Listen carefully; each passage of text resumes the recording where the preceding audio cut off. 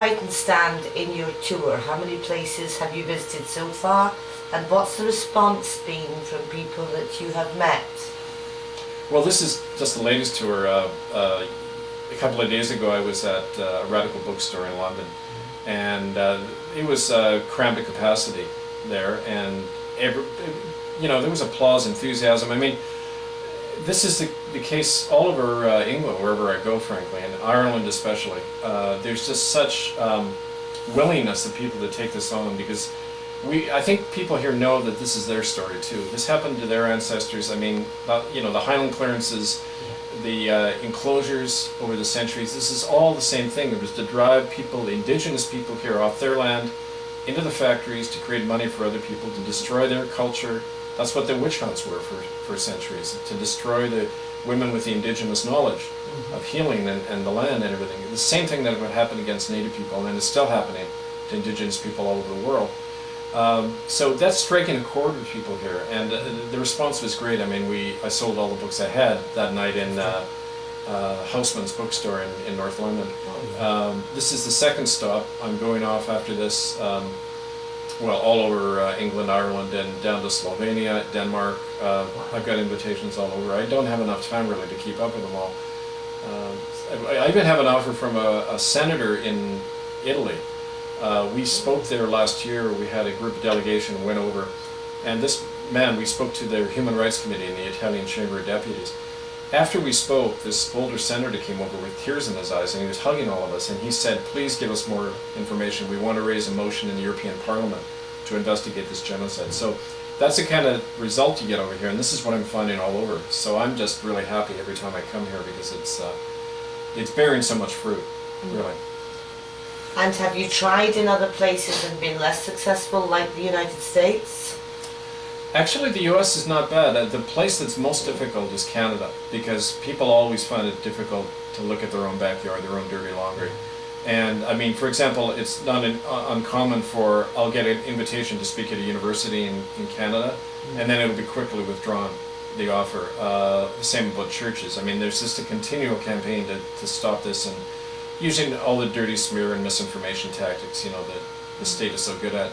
In the US, I find it better, because even though the same genocide happened there, Americans are used to criticizing themselves. There's a strong tradition of being wary of government, and even though it's often expressed in a very right-wing way, it's still that healthy kind of willingness to dissent and challenge. And so I'm often greeted in a very good way by including media in the US. So yeah, Canada's the real difficulty. The same genocide happened there? Explain. Well, there were Indian boarding schools all over America. They didn't have the power that the churches had a lot more power in Canada to run it. And of course, everybody knows about the genocide in America. That's all you ever get in the movies about, the massacre of Indian villages and that. Well, the same thing happened in Canada. The Royal Navy used to bombard all the Indian villages all over Vancouver Island. They just show up and obliterate the villages with cannon fire. That's not in the history books, but you do hear about Custer's Last Stand and Wounded Knee and all these things in America. But yeah, definitely the same. I went, to give an example, when we spoke in Rome, there was a Native woman with us, Clarita Vargas, who in 1971, she was in a Jesuit school, Indian boarding school in Washington State. She saw a newborn baby taken and buried under the floorboards by the priest. And this was not uncommon. We had the same stories all over Canada. The murder of children who were born because of the nuns being made pregnant by boys, or the priest making young Indian girls pregnant. They would simply kill the babies. And that's the kind of story that, the stories are identical on both sides of the border. And it's a fictitious border. It would often run through Indian nations. And so you have the same people, families, the same experience in both Canada and the US for that reason. Now, what would you like the Pope to do, and what would you like the Queen to do? Well, I actually, on behalf of the Tribunal, and 2 years ago, I wrote a letter to both Elizabeth Windsor and Joseph Ratzinger, asking them to do a number of things. First of all, to identify the burial sites of these children who died so they can be given a proper burial, to open their archives, to surrender those responsible, and to come and appear before the Tribunal and answer questions.